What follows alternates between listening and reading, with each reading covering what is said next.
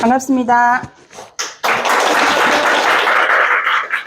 알토가 아카데미 학정 소속이고요. 저는 조은영이라고 합니다. 저 보신 분 많으시네. 저 봤어요? 저 처음 뵀는데? 전에 1기 때. 네. 아, 여기 시민교육은 많이 오셨어요? 많이 오셨어요? 다른 엄보다 사람이 조금 더 많은 것 같아요. 역시 수원이다. 이런 생각을 하고, 이 전자칠판이 좀 애를 먹어서 많이 기다리셨죠?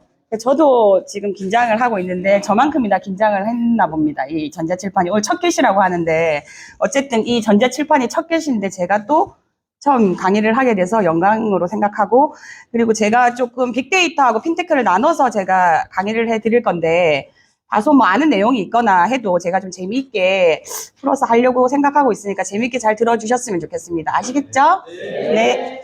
예, 저희 그 시민교육의 주제는 일상 속 빅데이터입니다. 일상 속 빅데이터. 왜 빅데이터가 일상 속이라는 말과 이렇게 결합이 됐을까요? 네? 일상에서 사용을 하고 네, 빅데이터가 뭔지는 아세요? 뭔지 아세요?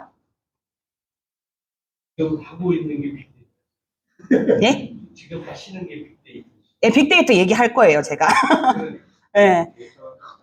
예, 크다, 많다, 뭐 이렇게 알고 계시잖아요. 근데 제가 조금 이제 정리를 해서 개념을 아시고, 그리고 아, 빅데이터가 이런 거구나 라는 정도만 아셔도 너무 좋을 것 같아요. 자, 그러면 강의를 시작할게요. 자, 제가 여기에 사진 한 장을 띄웠거든요.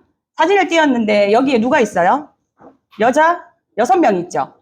여자 6명이 있는데 그 중에 3명은 하얀색 티셔츠를 입었고 또 나머지 3명은 검은색 티셔츠를 입었어요. 근데 이거는 하버드대에서 실험을 했어요. 실험을 한 건데 참여자들에게 여기 하얀 색깔 옷 입은 여자들이 공 있죠. 여기 공을 들고 있죠. 공을 패스하는 횟수를 세알리라고 했어요. 세알리라고 했으면 우리 만약에 여기서 여기 다 참여자예요. 근데 여기서 공을 이렇게 패스하는 거를 세알려 보세요 하면은 우리는 어떻게 해요? 막 하얀 색깔 옷 입은 사람들이 공을 얼마나 패스했는지 막 세알리느라고 정신이 없겠죠. 그쵸? 예? 세알리겠죠. 왜냐하면 이거 세알리라고 지시를 받았으니까 세알릴 거 아니에요. 그러면 하얀 색깔 옷 입은 사람들이 막 공을 패스를 했어. 그럼 여기 있는 참여자들이 한 번, 두 번, 세 번 막 세알렸잖아. 세알리면 이렇게 공을 막 서로 주고받았어요. 이 사람들은 서로 공을 막 패스하느라 정신이 없고. 근데 이 실험이 다 끝나고 나서 참여자들한테 혹시 공을 서로 주고받는 동안에 공 횟수를 세알렸냐? 그랬더니 뭐 어떤 사람은 15번 패스했다, 16번 패스했다 막 이렇게 얘기를 했어요. 근데 공을 패스하는데 중간에 고릴라가 나타나는 걸 봤냐? 물어봤어. 물어봤더니 그 참여했던 절반 이상이 고릴라를 못 봤다라고 답을 했어요. 근데 이 고릴라가 이렇게 공 패스하는 중간에 고릴라가 나타났어요. 나타났고 그리고 심지어 이 고릴라가 중간에 서가지고 참여자들이 이렇게 있는데 중간에 서가지고 고릴라 특유의 포즈 있죠. 가슴을 치고까지 지나갔어요. 근데 거의 못 본 사람이 절반 이상이었다는 거예요. 그러니까 이 실험을 알 수 있는 거는 우리가 사람이 어때요? 보이는 것만 본다라는 거를 입증한 실험이에요. 사람은. 그리고 지금 우리가 되게 세상이 빠르게 돌아가고 있죠. 세상이 빠르게 돌아가고 있는데 그 세상이 빠르게 돌아가고 있는 거를 우리가 볼 수 있나요? 볼 수 있어요. 보는 사람. 보는 사람은 신이다. 보는 사람이 있나요? 안 보이죠? 안 보이는데 그 변화되는 세상 속에 우리는 살고 있고 그 변화된 세상에 적응하면서 살아가고 있는 우리는 인간이잖아요. 그래서 그러면 이 세상의 변화를 누가 만들어내나요? 이 세상의 변화는 누가 만드나요? 누가 만드냐? 고릴라가 만드나? 사람이 만들죠. 사람이. 그러니까 많은 사람들의 생각이랑 이런 막 그런 행동이나 이런 것들이 뒤섞여가지고 세상은 아주 빠르게 돌아가고 있고 이러한 사람들의 흔적, 이게 곧 뭐가 된다? 데이터가 된다는 거예요. 데이터가 사람의 흔적이에요. 흔적. 그래서 제가 빅데이터를 설명하기 전에 이 실험을 통해서 세상이 빠르게 돌아가고 이 실험에서 입증을 했잖아요. 사람들은 보이는 것만 보고 세상에 돌아가는 것도 우리가 보지는 못하지만 그 흐름 속에 우리가 살고 있다라는 거. 그리고 그 사람들이 왜 이렇게 우리가 살면서도 막 이런 데이터들이 넘쳐나고 있다는 거 아셨어요? 데이터들이 막 넘쳐나고 있다는 사실을 아셨어요? 예. 알고 있었지만 그냥 뭐 데이터가 데이터인가 보다. 그냥 이렇게 생각했지. 그냥 막연하게 생각했잖아요. 그죠? 자, 우리가 사람들이 만들어내는 수많은 데이터의 흔적들이 곧 데이터가 된다라는 거. 자, 그렇게 사람들이 우리가 쓰고 있는 핸드폰, 스마트폰으로 우리 뭐 해요?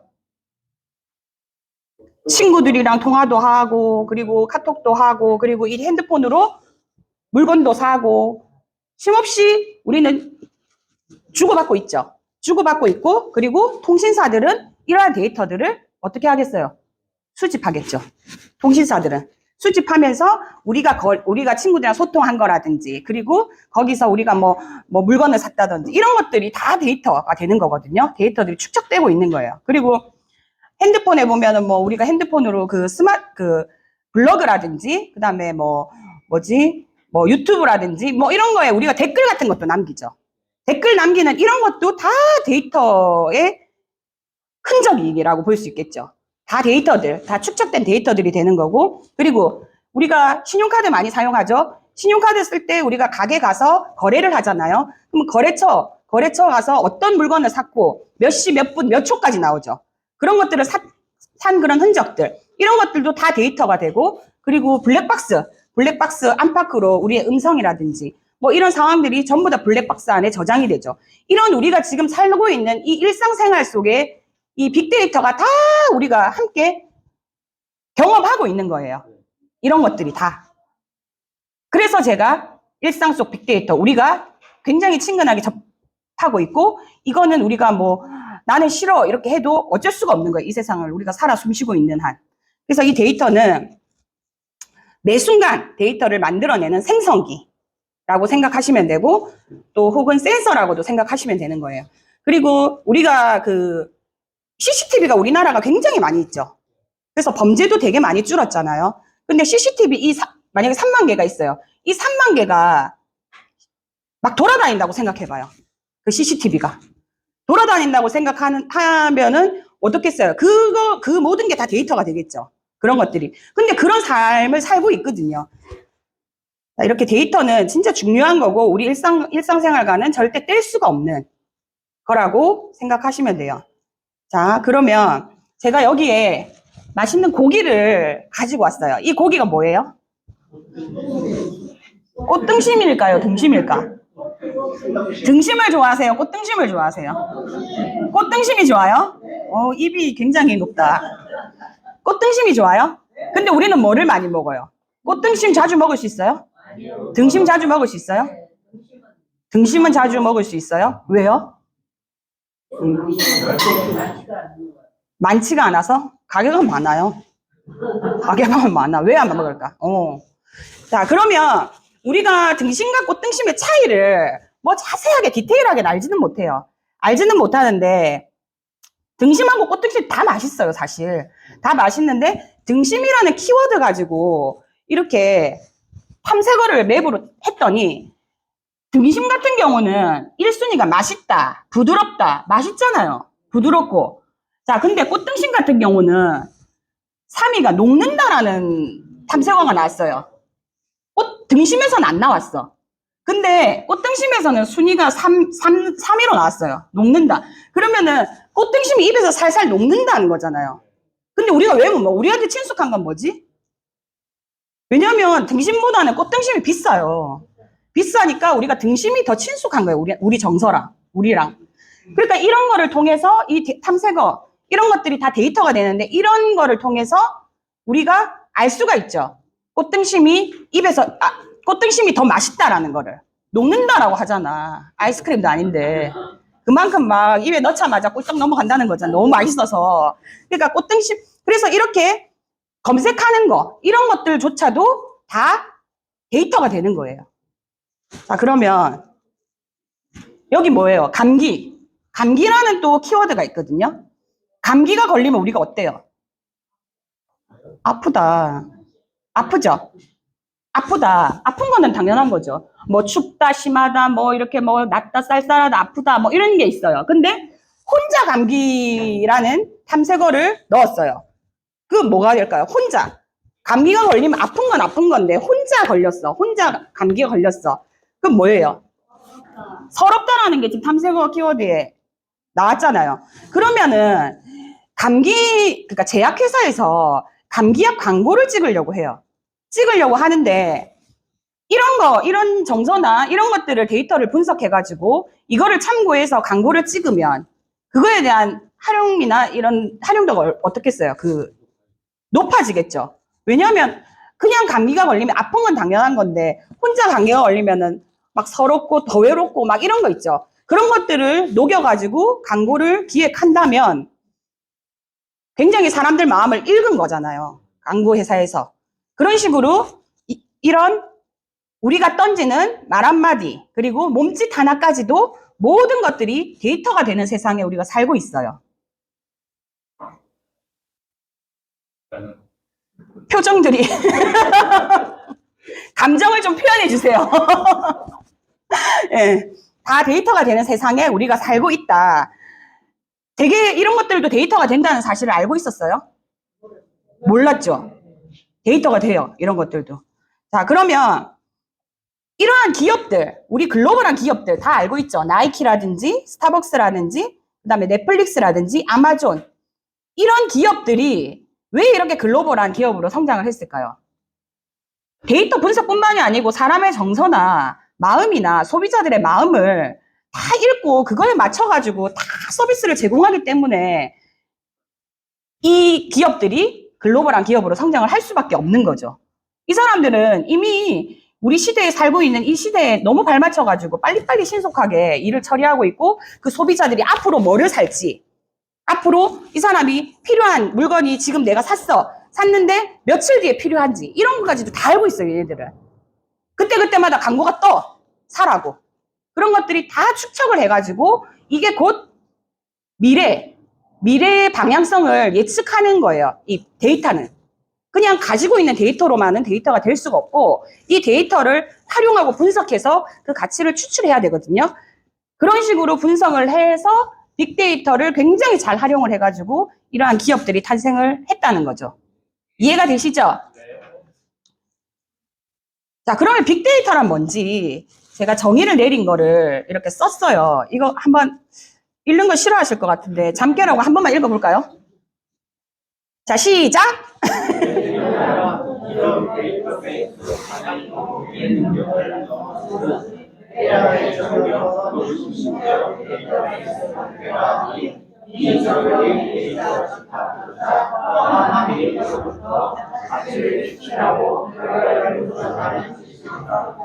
이해하신 분? 이게 빅데이터 정의거든요. 근데 정의가 지금 4줄이나 돼요. 되게 길죠? 뭔 말인지 잘 모르겠죠? 빅데이터라는 말을 굉장히 어렵게 생각하시는데 어렵게 생각하시거나 굉장히 단순하게 생각하세요. 그러니까 이게 빅이라는 게 뭐예요? 크다. 뭐 빅데이터 하면은 또 많다. 뭐 이런 걸로 조금 이렇게 결합이 되죠. 근데 이거는 단순히 크고 많다. 크고 많은 양의 뭐 데이터가 아니고 말하는 게 아니고 그 데이터를 관리하고 그 데이터로부터 가치를 추출하고 그 결과를 분석하는 이 모든 기술 자체를 빅데이터라고 하는 거예요. 여기서 중요한 거는 빅데이터는 기술이에요. 기술. 데이터 자체만은 데이터가 아니라는 거예요. 그 안에 기술이 들어가야 돼요. 기술 들어가면 기술이 뭐가 들어갈까요? 빅데이터 그냥 그러니까 데이터가 그냥 있어요. 있는데 이 자체가 데이터가 될까요? 이걸 우리가 어떻게 해야 되잖아요. 그걸 어떻게 하냐? 저장을 하고, 그 다음에 관리를 하고, 그 다음에 거기서 추출을 하고, 거기서 처리를 하고, 그걸 또 시각화하고, 그리고 그거를 분석을 해요. 분석을 해서 가치를 추출하는 거죠. 그러니까 이 빅데이터를 이용해가지고 제일 중요한 거는 향후 미래에 일어날 것들을 예측하고 방향을 잡는 거예요. 그리고 그거에 맞게끔 대응하자는 거가 굉장히 중요해요. 과거의 데이터가 현재의 데이터가 되고 현재의 데이터가 미래의 데이터가 되는 거예요. 그래서 데이터는 축적을 해야 되고 그 축적이 된 데이터들 중에서 쓸모없는 데이터들도 많이 있겠죠. 그래서 우리가 분석하고 추출을 하는 거거든요. 그 안에서 우리가 가치를 뽑아내야 되니까. 그러면은 제가 또 쉽게 설명해서 제가 2기 때도 제가 말씀드렸는데 이거는 빅데이터의 개념인데 굉장히 쉽게 제가 설명을 할 건데 여기 보시는 DRKW 피라미드라고 돼 있죠. 이거는 빅데이터 처리에 있어가지고 그 중요한 요소들을 일련의 계층으로 이렇게 구분해 놓은 거예요. 구분해 놓은 건데 맨 밑에 뭐가 있죠? 데이터 있죠. 두 번째 여기 위에 정보 있죠. 그 위에 지식이 있고 그 위에 지혜가 있죠. 왜 밑에 데이터고 정보고 지식이고 지혜일까? 그래서 이 앞에 영어의 D자, 정보의 I, 그 다음에 지식의 K, 지혜의 W. 그래서 DIKW 피라미드라고 하고 이거를 또 번역하면 가치 피라미드라고 해요. 빅데이터에서 가치는 되게 중요하거든요. 가치. 가치는 뭐라고 생각하세요? 가치. 돈? 돈도 중요하지. 돈. 가치는 우리가 그거에 대해서 얼마만큼의 빛을 발할 수 있도록 쓰임? 누가 쓰임이라고 하셨어요? 맞아요. 그러니까 그 가치를 우리가 뽑아내야 돼요. 그러니까 그것도 제가 설명을 하면서 드릴게요. 자, 첫 번째 밑에 데이터가 있어요. 데이터를 보면 데이터 자체는 데이터가 맞다고 했어요? 아니다라고 했어요? 데이터 자체는. 아, 왜 모르지? 데이터 자체는 단순히 데이터가 아니라고 했죠. 아니라고 했고 그리고 만약에 A마트에 연필이 100원에 팔고 B마트에 연필이 200원에 판매를 해요. 그러면 100과 200을 나왔을 때 100이랑 200은 뭔지 모르잖아. 이게 데이터가 돼요? 데이터 의미가 없잖아요. 가공되지 않은 데이터. 자, 판매를 하고 거기다가 A마트에는 100원의 연필을 B마트에는 200원의 연필이 있어요. 있으면 여기서 어느 마트에 연필이 싸요?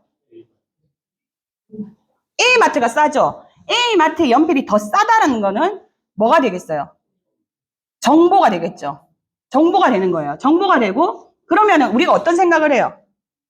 아, 그러면은 A마트의 연필이 싸니까 우리가 A마트 가서 연필을 사야 되겠다라는 뭐를 얻게 되죠?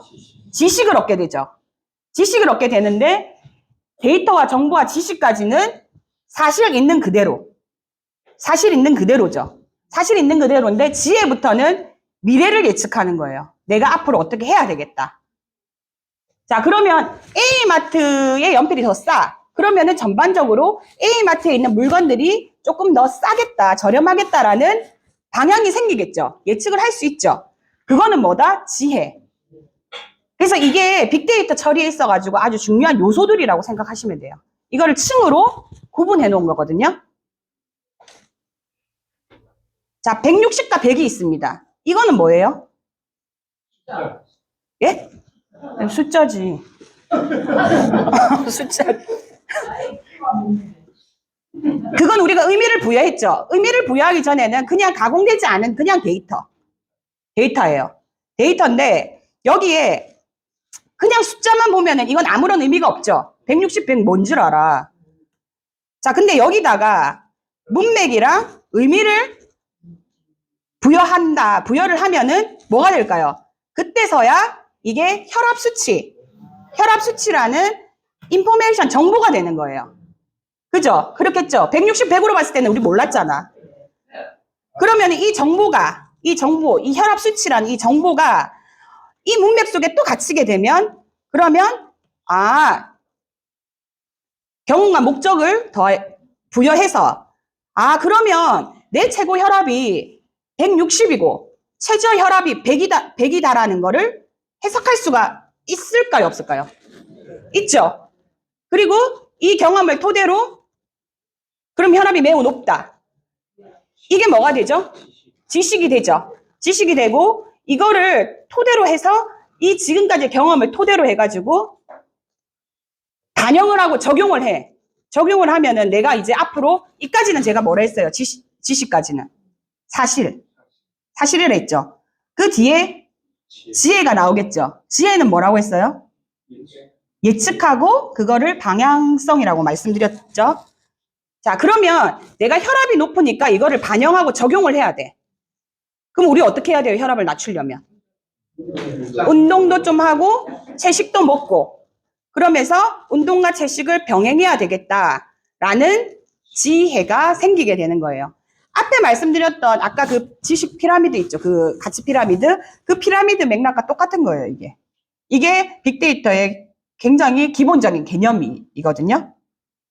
그러면은 이거를 우리도 주위에 다양한 데이터들이 많이 있죠. 많이 있는데 이런 것들이 나한테 어떤 정보로 다가오는지 그리고 그 정보가 어떤 식으로 활용되고 있는지를 우리가 한 번쯤 생각해 본다면 훨씬 이해가 쉽겠죠.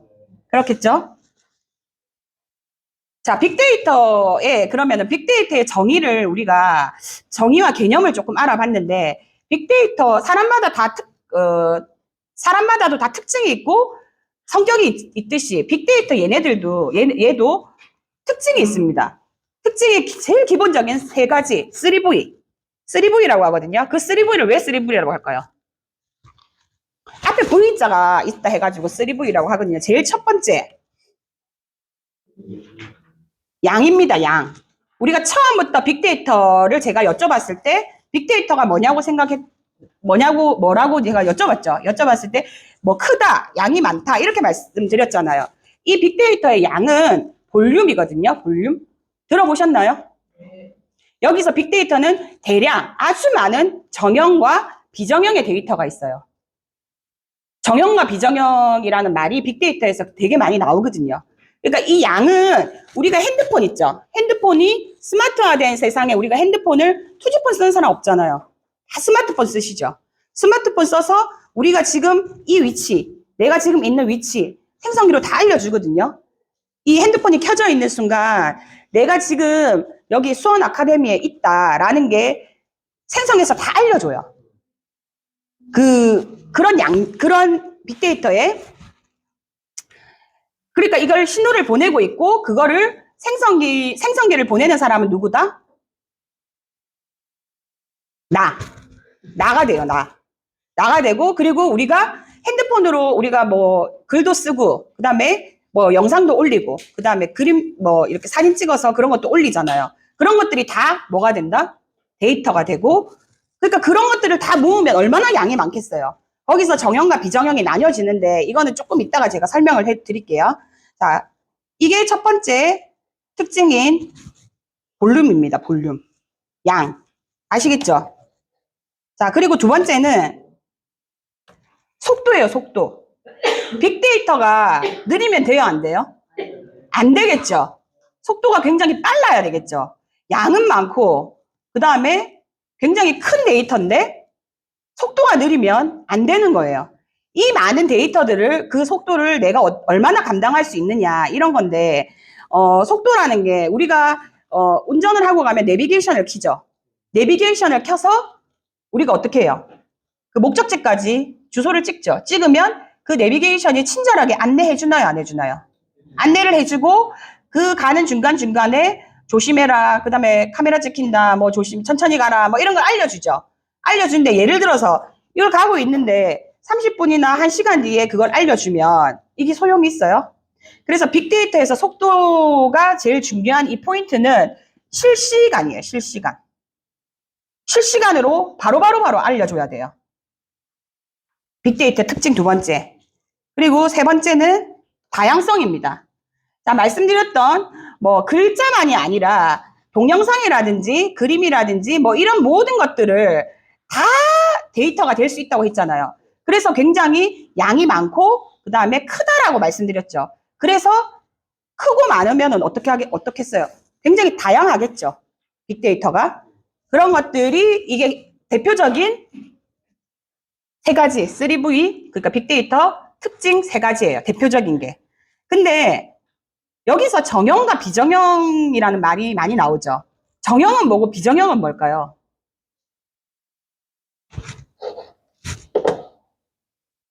규격과 비규격 아니겠어요? 네? 규격과 비규격. 규격과 비규격? 규격과 비규격. 정형과 비정형이란 말이 많이 나오니까 그 개념만 설명드릴게요. 자, 여기에 그래프를 보시면 이 수집된 전체 데이터의 80% 이상이 비정형 데이터라고 그래요. 정형 데이터가 아니고. 그리고 이 비정형 데이터가 비즈니스 성패를 가른다라고 기사에 나왔어요. 그럼 비정형 데이터가 굉장히 중요하다는 거죠. 이게. 그럼 비정형 데이터가 뭐냐? 자, 정형 데이터는 우리가 엑셀 서식 보면은 가로열, 세로열 있죠. 가로열, 세로열 보면 우리가 서식, 뭐 문서 만들 때 이런 거 많이 쓰죠. 여기에 뭐 고객 아이디 쓰고 우리 뭐 아토 아이디, 뭐 네이즘 아이디 이런 거 쓰잖아요. 쓰는 것처럼 이름을 쓰고 이메일 쓰고 핸드폰 번호 쓰고 이런 식으로 정해져 있는 데이터를 말하는 거예요. 그러니까 이 고객 아이디 쪽에 이메일을 넣을 수 있어요, 없어요? 없죠. 넣을 수 없죠. 이 고객 아이디 쪽에는 아이디만 들어가야 되고 이름은 이름만 들어가야 되고 그 다음에 이메일은 이메일만 들어가야 되겠죠. 그러니까 정해진 틀 안에 정해진 데이터를 말하는 거예요. 정형 데이터가. 그럼 비정형 데이터는 반대로 뭐겠어요? 뭐겠어요? 자유로운 데이터? 그러면 비정형 데이터는 뭐겠어? 영상이라든지 이미지라든지 뭐 PDF 파일, 그 다음에 워드 파일, 우리 지금 제가 이렇게 만든 PPT 파일 이런 것들, 그리고 심지어 뭐 위성 데이터, 주식 데이터 이런 것들이 다 비정형 데이터예요. 정해져 있지 않은 데이터. 그러니까 우리는 그 많은 그 데이터가 그러면 굉장히 많다는 거죠. 정형과 비정형. 이런 것들을 어디에다가 저장을 해야 할지, 그리고 저장된 데이터에는 어떤 값들을 넣을지 이런 것들이 쉽겠어요? 어렵겠어요? 어렵겠죠. 그러니까 이 비정형 데이터들을 아주 잘 관리를 해야 돼요. 잘 관리를 해서 그거를 분석하고 추출하느냐에 따라 가지고 기업에서는 비즈니스 성패를 가른다라고 아까 말씀드렸죠. 기사에 났죠? 그렇게 가른다고 하거든요. 그래서 정형과 비정형 데이터는 빅데이터를 말씀드릴 때 굉장히 많이 나오는 단어거든요. 그래서 다시 이어가지고 빅데이터 특징 아까 3가지 말씀드렸죠. 말씀드렸고 추가로 3가지가 더 있어요. 3가지가 더 있는데 더 말씀드리면 처음에 정확성이에요. 빅데이터가 정확해야 될까요? 정확해야 되겠죠. 데이터가 많아도 그 중에서 가짜 데이터도 굉장히 많이 있어요. 가짜 데이터도. 그래서 이 데이터가 진실성이 얼마나 되는지 이런 것들을 믿고 활용해야 되는지 이런 것들을 판단을 해야 돼요. 그래서 정확성 굉장히 중요합니다. 그리고 2번째 시각화. 우리가 복잡하고 대규모 그런 데이터를 보기 쉬워야 되겠죠. 이거를 보기 쉽게 시각화를 통해 표현하는 시각화, 그러니까 비주얼라이제이션이라고 하는데 이 복잡한 대규모 데이터를 시각화를 통해서 표현한다. 그리고 6번째 특징은 밸류라고 해서 이거는 뭐죠? 아까 제가 처음부터 말씀드렸던 거 가치 제일 중요하다고 했잖아요. 이 가치가 아무리 데이터가 많아도 그 속에서 가치를 찾아낼 수 있는 데이터냐 아니냐 하는 게 빅데이터에서 가장 중요한 요소가 된다. 아시겠죠? 그럼 여태까지 우리 빅데이터 특징 몇 가지 봤어요? 6가지. 그럼 이 6가지를 뭐라고 불러? 6V. 6V. 우리 6V 아는 거예요. 보통 기본 개념인 3가지는 뭐 무조건 다 알고 계시는 거고 추가로 이제 3가지 더 말씀드린 거예요. 자, 여기서 가치가 굉장히 중요하다고 했죠. 자, 이 그림 보시니까 아시겠어요? 여기 데이터가 되게 많아. 이거는 비즈니스적 관점에서 데이터의 가치를 나타낸 그림이에요. 그림인데 여기서 중요한 거는 중간에 있는 인사이트예요. 인사이트. 인사이트의 사전적 의미가 뭐예요? 통찰력이에요. 통찰력. 자, 인사이트에서 in은 뭐예요? IN이 무슨 뜻이죠? IN이 무슨 뜻이죠? 강사님은 조용. IN이 안이잖아요. 안이야. 인사이트, 안을 본다라는 거예요. 뭘 봐야 분석을 하고 뭐 추출을 할 거잖아요. 내가 만약에 의사야. 의사면 뭘 안을 봐야 돼요? 뭘 봐야 돼? 뭐 청진기 보면 되나? 뭘 봐야 돼요? 환자의 몸 안을 봐야지. 엑스레이나 MRI. 그러니까 환자의 몸을 봐야 뭐 수술을 할지 뭐 할지 뭘 알 거 아니에요. 그리고 내가 만약에 음식점을 해. 그럼 음식점을 하면 뭐를 봐야 돼요? 메뉴를 봐야 돼요? 아니지. 내가 음식점 사장이야. 그럼 뭐를 봐야 돼요? 뭐를 봐야 장사를? 손님의 질, 손님의 마음을 봐야 되는 거예요. 이 손님이 우리 음식점의 입맛이 맞나? 이 사람이 뭘 좋아하나? 이런 마음을 읽어야 되는 거야. 읽어야 되고, 그리고 내가 만약에 기계를 만지는 기계 엔지니어다. 그러면 그 사람은 뭘 안을 봐야 돼요? 기계를 봐야지. 기계 안을 봐야죠. 그러니까 사람마다 관점은 다 틀려요. 그래서 이 인사이트는 굉장히 중요하고, 인사이트를 얻으면은 이 의사결정자의 액션에 의해서 가치가 창출되는 거거든요. 이 그림을 잘 기억해 주세요. 자, 그러면 여기서 재료 요리 만족으로 제가 말씀을 드릴게요. 내가 파스타가 너무 먹고 싶어. 그래서 레스토랑을 좀 가야 되겠어. 크림 파스타가 먹고 싶어가지고. 내가 갔어요. 파스타를 먹으러. 가가지고 셰프한테, 거기 주문을 했어. 내가 크림 파스타 먹고 싶다고. 주문을 했어. 주문을 했는데, 여기서 중요한 거는 뭐겠어요? 제일 중요한 거는 의사결정자잖아. 의사결정자는 여기서 누가 되겠어요? 손님이 되지. 내가 되겠죠, 내가. 내가 먹고 엄지척을 한번 날려줘야 가치가 창출되는 거야. 만족을 한 거잖아요. 자, 여기서 크림 파스타가 아니고 만약에 토마토 파스타가 나왔어. 토마토 파스타가 나왔으면 가치가 창출됐을까요? 안 됐죠. 이렇게 되겠죠. 그러니까 크림 파스타를 먹고 내가 의사결정 액션을 했어. 액션을 해서 가치가 창출이 돼서 맛있다라고 엄지척을 날린 거죠. 여기서 파스타의 재료는 빅데이터가 되는 거고, 그리고 여기서 인사이트는 뭐가 되겠어요? 파스타가 되겠죠. 파스타 재료가 빅데이터고, 인사이트는 파스타가 되고, 그걸로 의사결정. 이 셰프는 데이터 사이언티스트라고 하거든요. 이 용어가. 그리고 의사결정을 한 액션. 이 의사결정자가 액션을 반드시 취해줘야만이 이 가치가 창출된다라는 거는 빅데이터에서 아주 중요해요. 아시겠지요? 자, 그러면 인사이트를 얻기 위해서 필수적으로 있어야 되는 게 있어요. 이게 사람이 그냥 이렇게 돼요? 사람이 이렇게 막 분석을 계속 할 수 있어요? 아무리 전문가라 해도? 못해. 너무 많아서. 뭐가 필요해요? 데이터가 있어요. 있는데 이걸 우리가 분석해야 돼. 분석해서 가치를 뽑아내야 돼. 뽑아내야 되는데 이게 사람이 할 수 있냐고. 없죠. 그래서 빅데이터의 이 인사이트를 얻기 위해서 필수적인 게 있는데 그거는 우리가 지금 말하는 AI, 인공지능 그런 거 있죠. 이런 것들을 기술적으로 도입해서 추출하고 분석을 하거든요. 그러면 인공지능 중에 요즘에 대세인 게 뭐죠? 챗봇, 챗 GPT.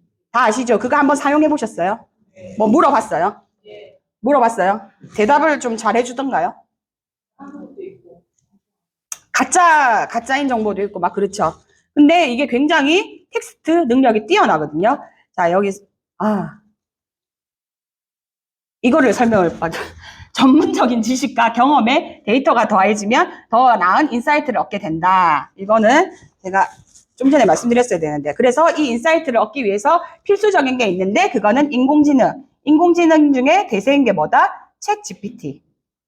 자, 챗 GPT가 이게 2023년 2월 3일 기사거든요. 이 기사에 챗 GPT가 월 1억 사용자를 돌파를 했대요. 출시하자마자.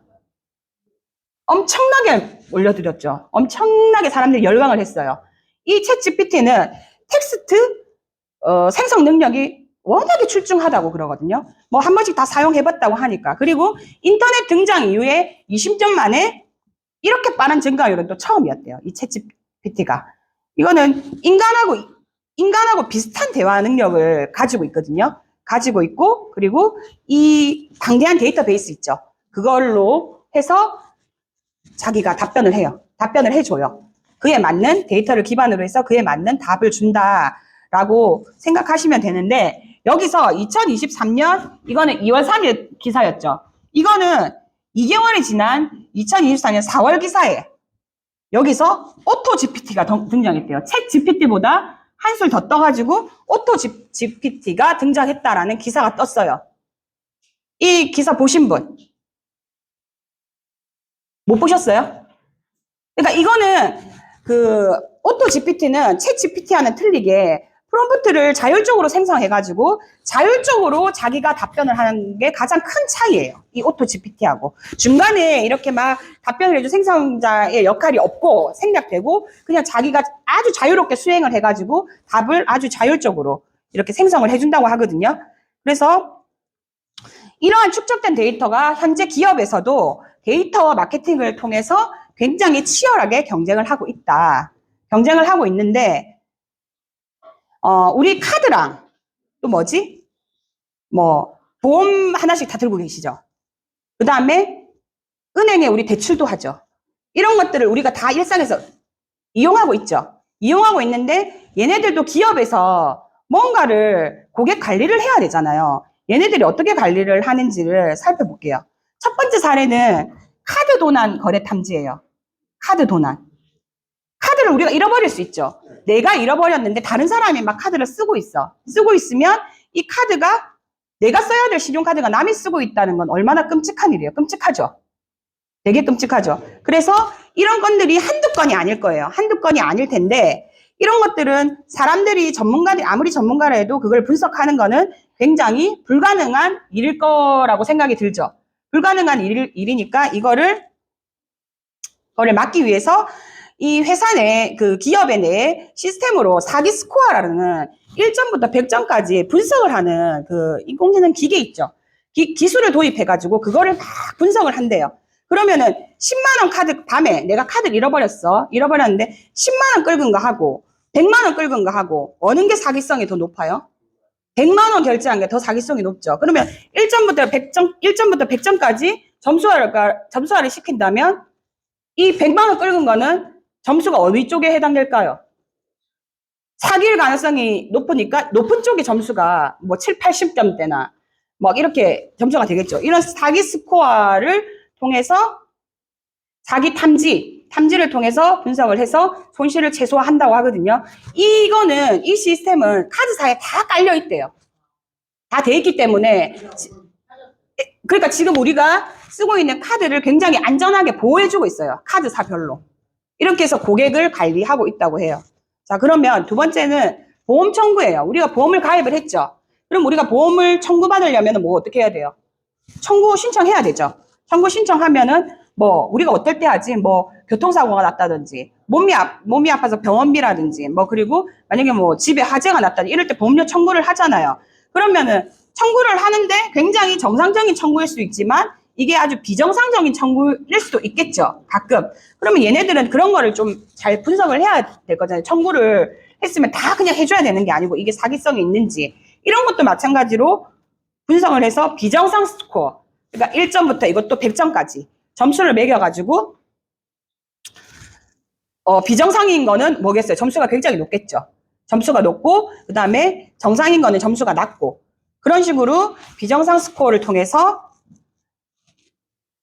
손실을 최소화하고 있다고 해요. 이 보험회사에서도. 이것도 보험회사마다 다 이 시스템이 다 있다고 하거든요. 그래서 이 보험료 청구로 사기하면 안 돼요. 다 걸려.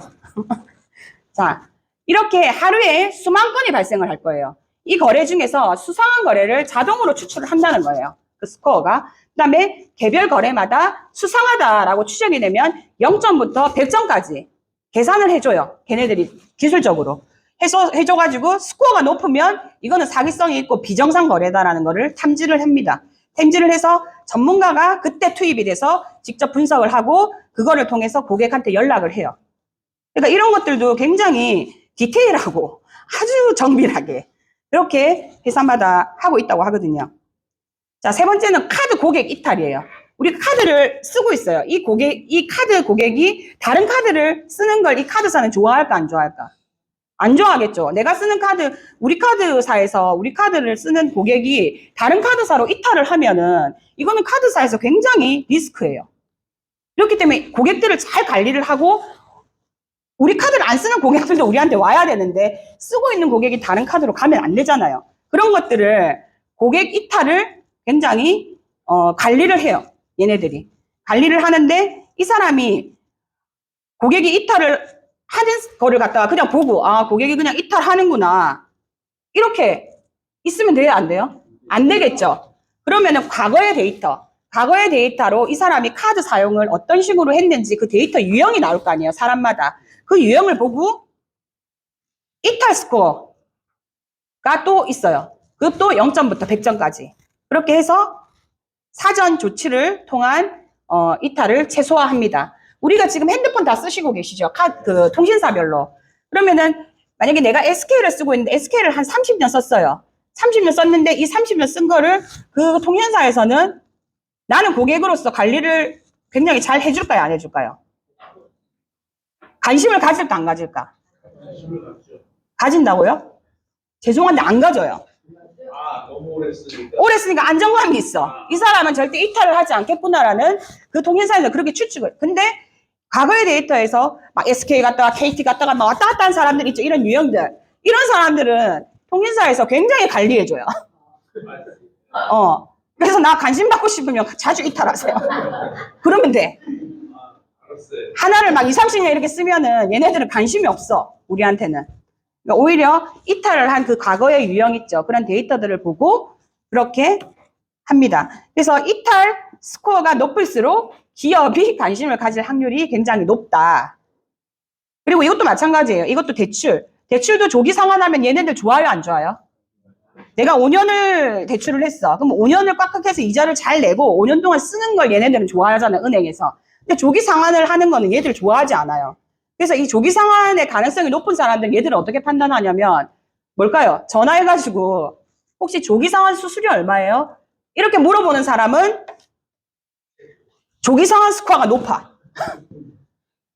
그러니까 그런 유형들을 살펴보는 거예요. 그렇게 조기 상환 스코어를 통해서 이거 역시도 점수를 분석해서 사전 조치를 통한 이탈을 최소화한다고 해요. 자, 그러면 이 빅데이터의 역량이 한순간에 축적되지 않죠. 계속 그 과거의 데이터가 현재 데이터가 되고 현재 데이터가 미래 데이터가 되는 거죠. 그래서 이 세상이 앞으로의 세상의 변화는 제가 처음부터 말씀드렸는데 세상의 변화는 굉장히 빨라질 거예요. 빨라질 건데 이거는 뭐가 주도가 될 거냐? 이건 데이터에 의해서 주도가 될 거라고 저는 생각이 들거든요. 그래서 이 빅데이터 시대 속에 우리가 살고 있어요. 이 시대에 우리가 살아남느냐의 문제는 빅데이터의 역량이 얼마나 쌓느냐에 달려있지 않을까라는 제가 생각을 해봅니다. 빅데이터 조금 이해하셨나요? 네, 이상 강의를 마치도록 하겠습니다. 감사합니다.